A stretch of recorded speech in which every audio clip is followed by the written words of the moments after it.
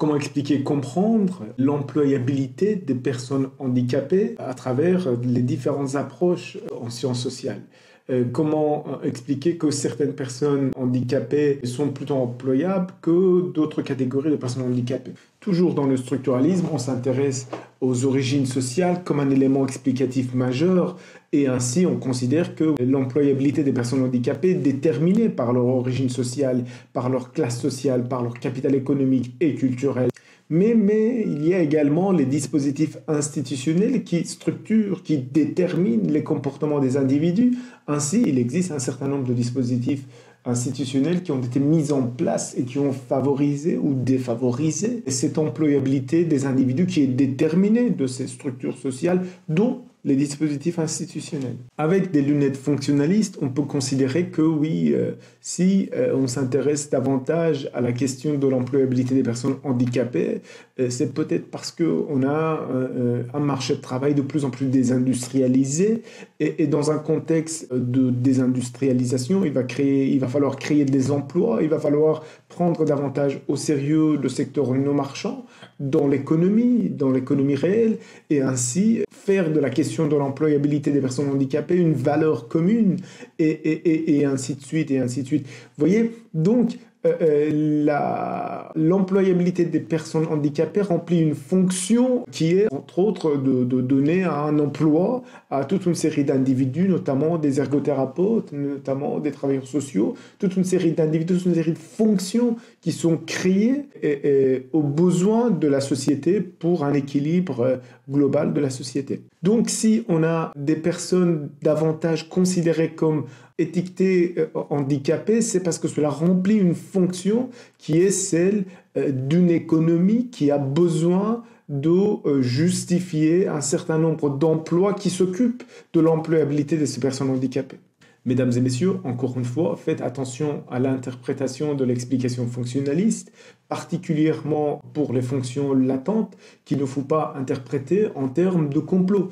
Il ne s'agit pas, si vous voulez, d'un certain nombre d'individus qui consciemment organisent les choses ainsi. Non, c'est la division fonctionnelle du travail qui, de manière harmonieuse, répartit les différentes professions en fonction des différents besoins et les différentes pathologies en fonction des différents besoins de la société.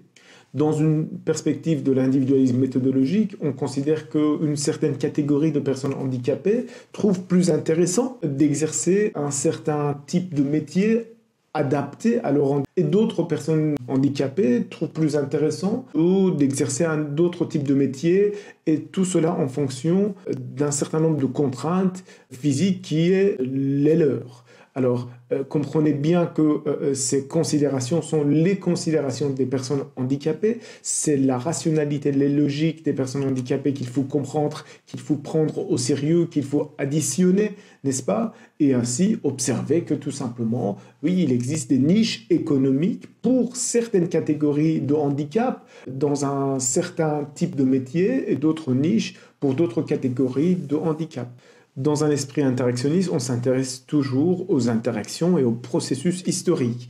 Ainsi, on va chercher dans l'histoire, disons, des personnes handicapées, dans l'histoire du handicap, on va s'intéresser à ce que, à une certaine période de l'histoire, un certain nombre d'acteurs se sont mobilisés pour faire de la question de l'employabilité des personnes handicapées une question politique, pour la mettre dans l'agenda politique. Alors, par intérêt ou par valeur, peu importe. On n'est pas là en train de juger si c'est bien ou si c'est mal. C'est pas du tout ça. C'est tout simplement, c'est que oui, certains politiques, pour des questions électorales, d'autres personnes handicapées, pour des questions de combat, que sais-je encore. Chaque acteur a sa propre logique, chaque acteur a ses propres stratégies, a ses propres contraintes. En tout cas, le social, les réalités sociales sont construites et participent à cette construction un ensemble d'acteurs, notamment les personnes handicapées, notamment leur entourage,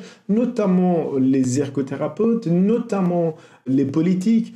Bref, toute une série d'acteurs avec des logiques différentes interagissent et font que la question de l'employabilité devient une véritable question politique. Toujours dans un esprit interactionniste, on pourrait s'intéresser aux micro-interactions entre les acteurs et de raconter comment ces petites histoires anodines, ces petites histoires qu'on peut ne pas prendre au sérieux, participent à la construction de cette employabilité. Ces petites histoires entre les personnes handicapées et un employeur potentiel et leur entourage. En tout cas, il y a toute une série de propos qui s'échangent entre ces acteurs, un certain nombre de propos qui ont leur part d'influence dans la construction du réel, c'est-à-dire de l'employabilité de ces personnes handicapées. Et le regard interactionniste prend au sérieux ces petites causes, ces micro-causes, qu'il n'appelle pas causes, mais des conditions favorables.